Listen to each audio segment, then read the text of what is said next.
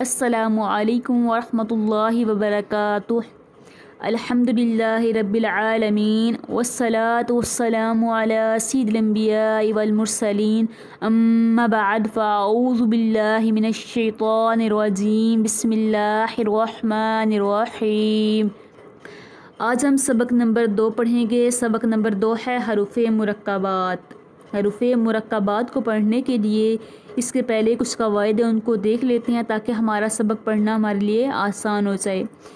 تو قاعدہ نمبر 1 ہے کہ 2 یا اس سے زائد حروف مل کر ایک مرکب بنتا ہے۔ جیسا 2 حروف ہیں، 3 حروف ہیں، 4 حروف ہیں، جب وہ ملیں گے تو ایک مرکب بنے گا، ٹھیک ہے۔ قاعدہ نمبر 2 ہے کہ مرکب حروف کو مفرد حروف کی طرح الگ الگ پڑھیں۔ جیسا کہ یہ ہمارے سامنے لام اور الف ہے، یہ اکٹھا لکھا ہوا ہے، یعنی ایک مرکب کی صورت میں لکھا ہوا ہے، تو اس کو الگ الگ پڑھیں گے، جیسے لام الف، ٹھیک ہے۔ آگے جب ہم سبق کی مشق کریں گے تو انشاءاللہ مزید آسان ہو جائے گا۔ اس کے علاوہ قاعدہ نمبر 3 ہے کہ اس سبق میں بھی تلفظ کی ادائیگی کا خاص خیال رکھتے ہوئے معروف یعنی عربی لہجہ میں پڑھیں۔ جس طرح ہم نے سبق نمبر 1 میں ادائیگی کا خیال رکھا تھا، تلفظ کی درستگی کا خیال رکھا تھا، اسی طرح ہم سبق نمبر 2 میں بھی ادائیگی کا خاص خیال رکھیں گے۔ چلیں آئیے، اس میں یہ 3 قاعدے ہی تھے جو مین تھے، تو آئیے اب ہم سبق کی مشق کر لیتے ہیں، ٹھیک ہے۔ اعوذ باللہ من الشیطان الرجیم، بسم اللہ الرحمن الرحیم۔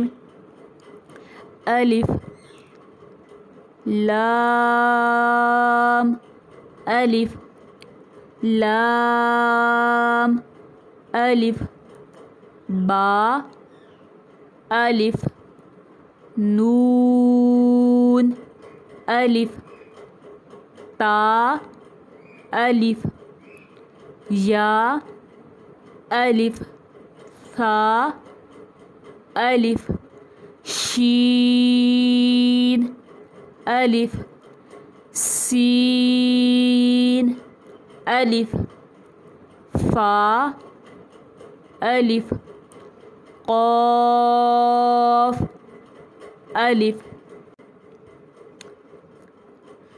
جیم الف خا الف حا الف عین الف غین الف صاد الف ضاد الف طا الف ظا الف میم الف ہا الف کاف الف لام با کاف با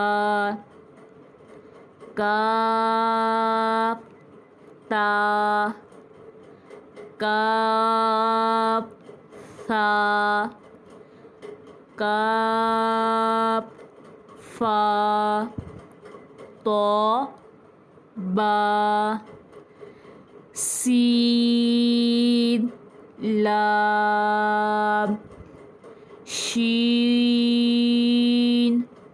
لام صاد لام ضاد لام فا لام قاف لام عین لام غین لام کاف لام کاف نون طا نون ظا نون امید ہے سبق نمبر 2 کا جو پڑھا ہے اس کی سمجھ آپ کو آ گئی ہوگی۔